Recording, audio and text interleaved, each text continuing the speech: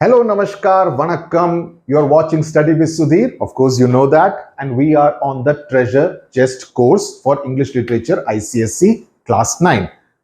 Today, in this video, we'll be dealing with this poem written by Vikram Seth. And this marks a major occasion as far as world history is concerned.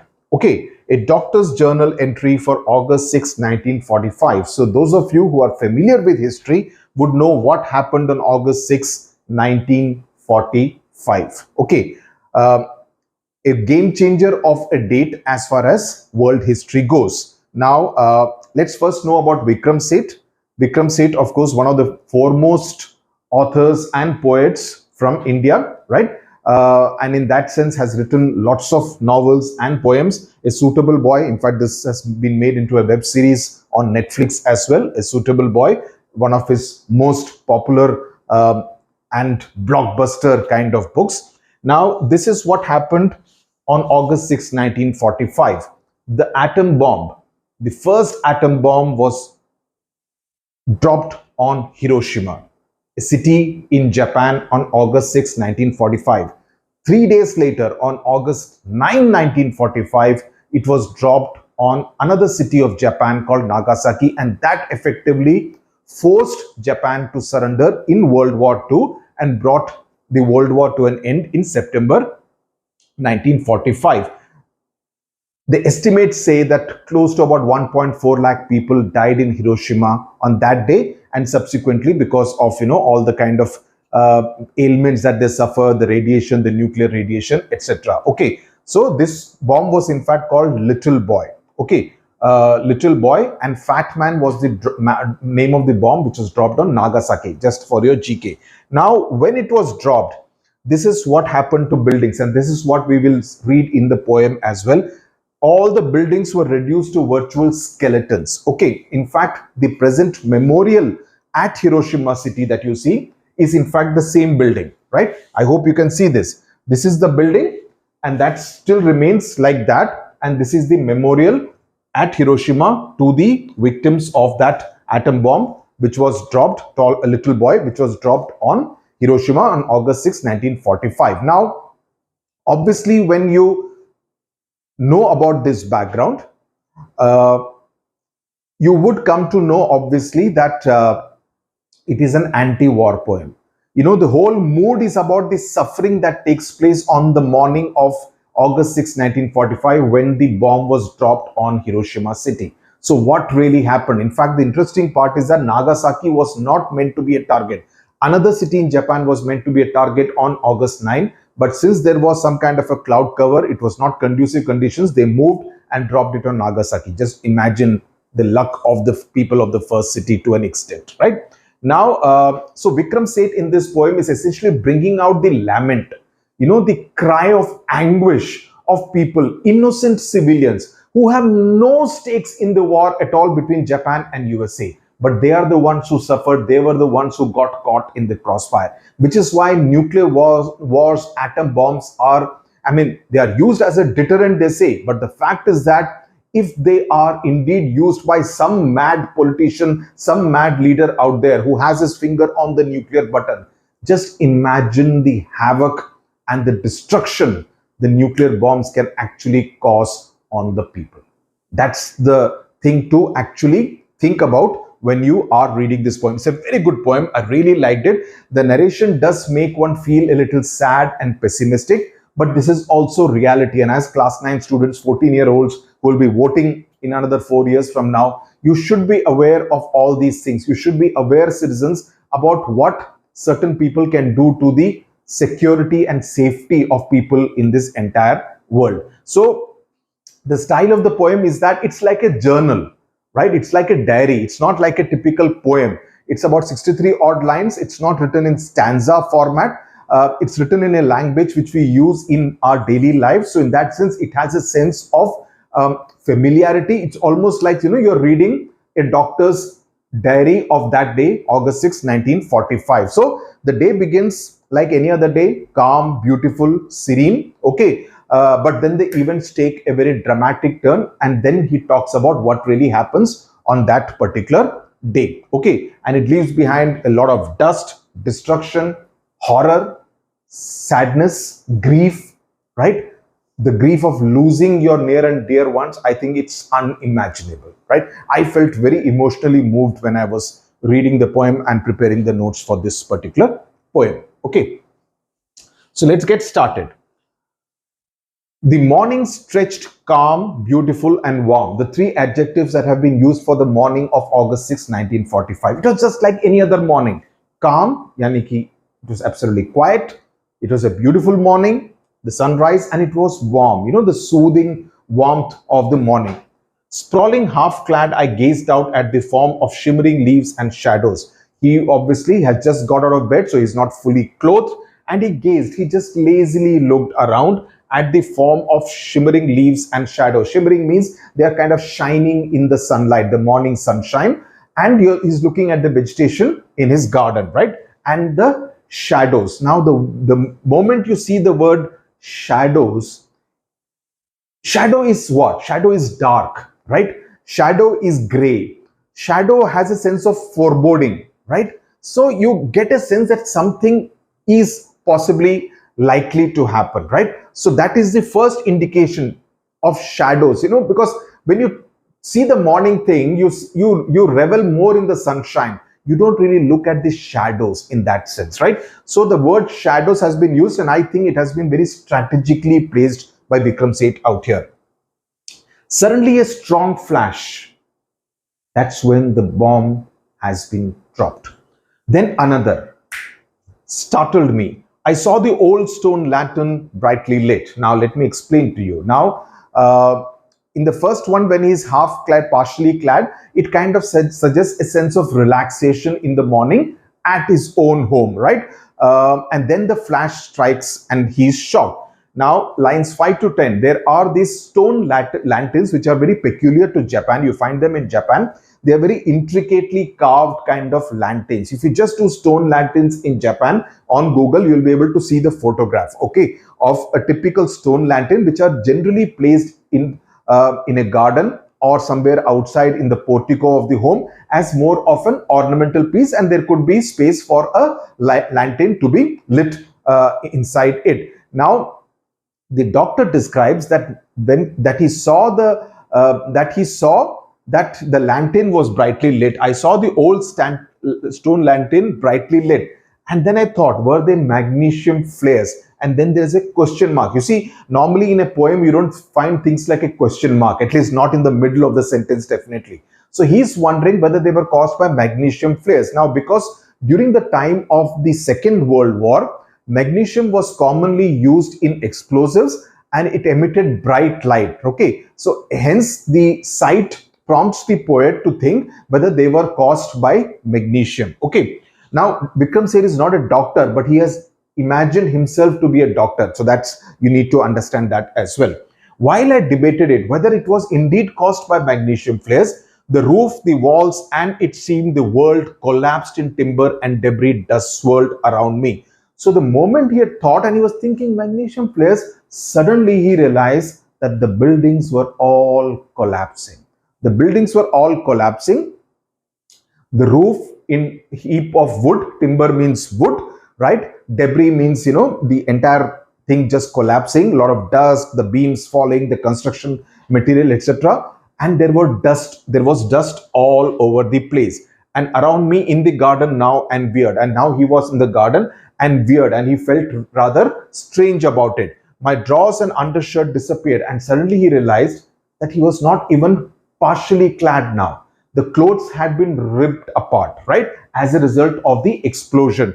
A splinter jutted from my mangled thigh. From his thigh, there was a splinter is essentially a sharp and tiny piece of wood, which can actually cause a lot of pain. So he says that he's now talking about the physical pain that he is suffering. So the impact of the explosion has been that a splinter had pierced through his thigh, and that was kind of obviously causing him a lot of pain. So the first first 10 odd lines have now introduced you to the bomb explosion pretty straight away. And the doctor is trying to understand, make sense of what has happened in the world around him in Hiroshima. The word Hiroshima is not mentioned, but the date is good enough, right? So he's talking about the splinter having pierced his thigh and his right side bled. Okay, there was blood coming out. My cheek was torn again, as a result of the impact of the explosion. And I dislodged detachedly a piece of glass all the time, wondering what had come to pass. So a piece of glass had also passed through him. So he was trying to detachedly remove it from his body. Okay, so look at the choice of words out here in these particular lines. I'll just mark it for you so that it becomes easier for you. uh, Mangled thigh, splinter jutted, mangled, bled, okay, torn, right, dislodged, right? All these words convey what? Convey a sense of hurt, pain, right? When you bleed, it pains. When a splinter is jutting out from your thigh, mangled thigh means the thigh is also, the skin has come out and there are, it's almost in bad condition, physical condition, dislodged, torn, all of them convey a sense of physical pain. So that's what is being conveyed in the second part of the first one. The explosion has happened. Second one, he's talking about the physical pain that he is actually experiencing at that point in time. Detachedly is important. Detachedly kind of suggests that he's emotionally distant from the extent of his own injuries. All this has happened. He is in pain. He is suffering physical pain. But at the same time, he is a little emotionally detached from what is happening in terms of his own physical pain, because he's trying to make sense ki what has really happened, because till then no atom bombs had ever been used. So this is something new. So you really can't make sense of something which has happened for the first time, right? There would be a sense of ignorance about what has really happened in our city of Hiroshima. So he's not worrying so much about himself, but he's curious to know what had transpired, trying to make sense of the situation, but unable to understand, comprehend that there is complete chaos. How can the entire buildings just collapse in dust and timber and debris, right? So what is happening? There are more questions than answers in the doctor's head at that point in time. And that then he wonders, where was my wife? Where is she? Allah, I gave a shout. Now he shouts out for her. Where are you? Yecko-san. My blood gushed out, the artery in my neck. And again, a question mark here. Now a typical doctor, when we bleed, we don't say ki, oh, my, venal artery, right posterior artery, wahan se mera bleeding ho raha hai. No, we don't talk in those kind of terms, right? As non-doctors. But a doctor, he talks in terms of the artery in my neck is the one which is bleeding. So he knows precisely which particular artery or vein is actually bleeding when it is gushing out, while he is wondering where his wife was. So that's what is happening right now. He calls out frantically, and the attention to medical detail, of course, and he knows that the bleeding from the artery in the neck is a cause of concern, but right now at that point in time he's actually more concerned about his missing wife. Okay, so that's what happens. Let's move ahead. I called out panic stricken to my wife. Pale, blood-stained, frightened Yecko-san emerged. So she's also pale, means colorless, because she's also in a state of shock. So the color has drained out of her face. Blood-stained, but there is blood on her body. And she's obviously extremely scared with what had happened. Yecko-san emerged holding her elbow. So probably she has suffered a fracture. She's holding her elbow. We'll be fine, I urged. Let us get out quickly. Now he obviously has no idea, but he wants to reassure her, and that shows the emotional bonding between the husband and wife, that he wants to assure Yecko-san that we will be fine, don't be frightened, because he sees that she is extremely afraid at that point in time. So he wants to assure her. So if you get a question about the emotional bonding between the husband and wife, please use sentences like this, saying that we will be fine. This is an important sentence. Immediate reaction to the fact that he sees that she was frightened. Stumbling to the street, we fell, tripped by something at our feet. I gasped out when I saw it was a head. Now this sentence did something to me, that when they went out, they immediately fell down because they tripped against something. Now, when they saw what they had tripped, they realized it was a head. किसी का sir had come out, had been severed from the rest of the body, and it was lying there. And when something like that happens, when you stumble against something which belongs to somebody, what do you normally say? You say, I'm sorry. And that's precisely what the doctor says. He said, excuse me, please excuse me. But he was dead. It was just a head. I gasped out, there's a sense of shock as he reacts when I saw it was a head. Oh God, I am getting goosebumps because you feel shocked at something like this. I still remember many years ago, more than 25 years ago, I had gone to report on my first ever, there was a report that an encounter had taken place between Naxals and the police, roughly about 80 kilometers from here, 80 to 100 kilometers. So we drove there. It was a forest area. Okay. So we went there, the Narsapur forest, if I remember right. So we went there, and then my camera person went ahead and he came to me and said, Sudhir, don't come here. You will not be able to see it. I had never seen a dead body like that. Apparently, a Naxal had been shot and his entire brain had come out. I went and saw, and I can very vividly remember that scene. The first time I was seeing a body in that kind of a condition. So I can pretty much understand what a sense of shock the doctor must have felt when he hit the head, the severed head of a person. He was dead. A gate had crushed him. A gate had fallen on him and had crushed him. There we stood afraid. Okay, maybe, yeah, okay. I mean, he doesn't say it was severed from the rest of the body, but he doesn't say it was a body. He said it was a head. So we are to assume that the head had come off. Okay, this is an assumption we are making. Okay, there we stood afraid. So afraid being, first we saw the word frightened being used. Now we see the word afraid being used. So fear is a very constant element as far as this poem is concerned. Toppled and, a house standing before us tilted. It was kind of shaking, okay, swaying, right? And toppled and crashed and fell down. Fire sprang up in the dust and it caught fire. Spread by the wind. There was wind, so it was spreading. It dawned on us, that is, we realized that we must get to the hospital, that we need to get to the hospital because he was a doctor. We needed aid because they needed first aid, and I should help my staff too. Now, it is at this point that we realize that this guy is actually a doctor. Okay, the artery in the neck is some kind of a giveaway, but when he says, I should help my staff too, so you realize what? That apart from being concerned about his wife, he's also someone who is very sincere about his job, his duty. As a doctor, he realizes that there is a major medical emergency in the city of Hiroshima. Though this made sense to me then, I wonder how I could. Now, the fact that he has put this in brackets, in parenthesis, it kind of seems like a bit of an afterthought, right? It seems like an afterthought that, he's making a comment, that it is a comment he's making on his mental state at that time, because reaching the hospital was not in the realm of possibility in that situation. It was not something which was possible in that situation where everything was collapsing. How would he even think of reaching the hospital, right? But of course, he needed the hospital for these two purposes, getting first aid himself, and also he wanted to help his staff. My legs gave way. That is, his legs were losing strength. I sat down on the ground.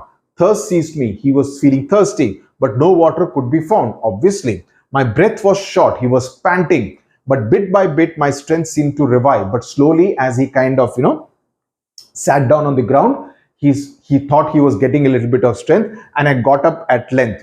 He got up with a bit of energy. Okay, he got up with a bit of energy. So the fact that he got up also points to his willpower, that he wants to kind of, do something about it and not just be a passive person sitting there and mourning the loss of so many near and dear ones. Okay, so it shows the resilience of the human spirit. This is an important phrase which you can use. We use it a lot in the context of, we have used it a lot in the context of Mumbai after the Mumbai blasts, etc. Right? The resilience of the Mumbaikar, we say, the resilience of the human spirit. It means that, even in the face of adversity, even when there is adversity, the human being does not give up, he or she continues to fight. So resilience of the human spirit, I've written it in the notes, in the face of such acute adversity. So he does that. I was still naked, but I felt no shame. Now this is very strange and it's very biblical, just like Adam and Eve. They used to be naked, but they felt no shame. They did not know about the emotion called shame. So he said at that point in time, just like everybody, he was naked, but he did not feel the shame, because at that time, that was not the priority. The priority was to save your own life, right? And save as many other injured people as possible. This thought disturbed me somewhat till I came upon a soldier standing silently, right? So I felt no shame, but even then, there was a sense of awkwardness, right? Obviously, right? Till I came upon a soldier standing silently who gave me the towel around his neck to me. So there is a sense of empathy. There is a sense of helping someone else, a stranger, of course. The soldier and the doctor did not know each other. My legs stiff with dried blood. So the blood was bleeding and it had kind of begun to dry up. And that had made his legs feel very stiff, rebelled, saying that, give up, we can't walk. I said to Yecko-san, she must go on ahead because he's not able to walk. But he tells his wife that at least you get out of here because it's important for you to be safe. I will come back. She did not wish to, but in our distress, what choice had we? That she did not obviously want to leave back her husband, but she did not have a choice. A dreadful loneliness came over me once she had left. When she had gone, my mind ran at high speed, my body crept behind. Now you see, very interestingly, he's talking as though his mind and body are two different entities. So he says that, my mind was running very fast. So his mind was active. His mind was fully aware of what was happening around him. But his body was extremely exhausted. It was not able to cope. So it was creeping behind. It was walking back behind very slow. So he's almost personified the mind and the body. So that's a poetic device that he has used out here. My mind ran at high speed. Though personification we generally use for inanimate objects, mind and body are not inanimate in that sense, but he's almost made them behave like two different individuals, right? My body crept behind. I saw the shadowy forms of people. Some were ghosts. So you see the word shadows that I had mentioned right at the beginning. Here he is using the word shadows almost to convey ghosts, right? Some scarecrows. Scarecrows, again, which you see on the fields, they have nothing. They have no flesh. They just are on a bamboo stick and with two hands out here and a pot with straw for a face, right? So they are not like proper fleshed out human beings. So some ghosts, some scarecrows, all were wordless dumb. Wordless dumb is an interesting kind of a construct where he's talking about, there was no kind of, words would come out. They were all kind of dumb creatures moving around at that point in time, right? None of them spoke either due to shock or because of inability due to medical reasons. So it's almost like, the atom bomb had reduced Hiroshima to become a silent city. A silent city where no one anymore had the ability to speak. Okay, as if, someone had pressed the mute button on the city. Just imagine the horror of something like that. Arms stretched straight out, shoulder to dangling head. Now, all of them were stretching their arms like this. And you wonder, why are they all stretching their arms? Now, actually, Vikram Seth has used this from a very iconic photograph from the Vietnam War, actually, where people were coming out like this. There's a famous Pulitzer Prize winning photograph at that time of the Vietnam War. So they're coming out like this. Why? And then he realizes that's because their flesh cannot touch their flesh, because it had all come off. If the flesh touches against their flesh, it would burn, right? It would give a burning sensation, right? The friction on their burns caused so much of pain because their bodies had been burned, so they could not. So that is why all of them were like this. Just imagine this sight, the horror of a sight like that. They feared to shaft flesh against flesh again. Shaft means to kind of the friction of the flesh against flesh, the touching. Those who could shuffled in a blank parade towards the hospital. Those who could, they kind of paraded, walked almost like in a line, paraded. Parade means a large number of people moving towards the hospital for medical attention. I saw dismayed a woman with a child stand in my path, both naked. Had they come back from the bath, now he's almost wondering, have they come out of a shower that they are both naked, the baby and the woman. The blank parade also indicates a lack of expression. They're all walking in a line together out there. There's a lack of expression, there's a lack of emotion, because the sense of shock is so overwhelming and overpowering. Okay. And the lack of clothes, it kind of highlights the vulnerability of the people. That they're so vulnerable that, they have nothing to kind of cover their sense of shame with. Okay. Had they come back from the path, it sounds, पढ़ने से लगता है it's a flippant kind of a remark, but it's also more to convey this doctor's sense of disbelief at what he was seeing, because that's not something which is normal, right? That's not something which is normal. I turned my gaze, that is, he turned his face away, but that was at a loss that she should stand thus till I came across a naked man. And now the thought arose that some strange thing had stripped us of our clothes. That's when he realized that something strange had happened which has stripped us all of our clothes. The face of an old woman on the ground was marred with suffering, that there was complete acute suffering on her face, but she made no sound. Again, when you suffer, you generally cry out in pain. But the pain was so acute that even the voice was kind of drowned by that pain. You understand the extent when we say, "Arey, mere ko stomach ache ho raha hai, I'm having a stomach ache, I'm having a headache," right? We cry out in pain. But when the pain is so acute, then it also kind of completely dominates your sense of speaking, that you cannot even cry out in pain.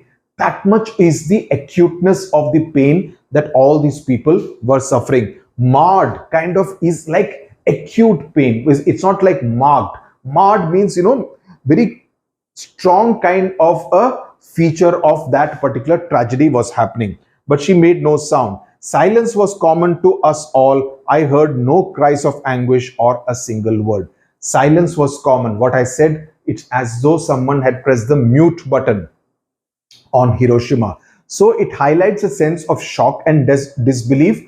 Everyone is obviously traumatized by what had happened, and silence. Listen to this sentence very carefully. Please use it in your answers. Silence became the common language of grief. You understand? Silence became the common language of grief of all these people of Hiroshima, right? Hiroshima had more than 3 lakh people at that time, population wise. Okay, so no words can really express the kind of extent of horror that was brought into Hiroshima on that particular day. And the lack of a single word being spoken, the fact that not a single word was spoken, was a more powerful response to the powerful countries which chose to do this to innocent civilians who had done nothing wrong. What fault was it of the people of Hiroshima and Nagasaki that they were punished? Because of dropping of an atom bomb. Think about it. It's a very, these are things which should be debated by students like you as to how fair was it that a bomb was dropped on Hiroshima and Nagasaki by the United States of America to teach Japan a lesson. Were the civilians at fault? Was this doctor at fault? Was the old woman at fault? No, none of them were at fault. So what's the purpose of writing this poem? Essentially, Vikram Seth was an anti-war pacifist. He was against the violence of war.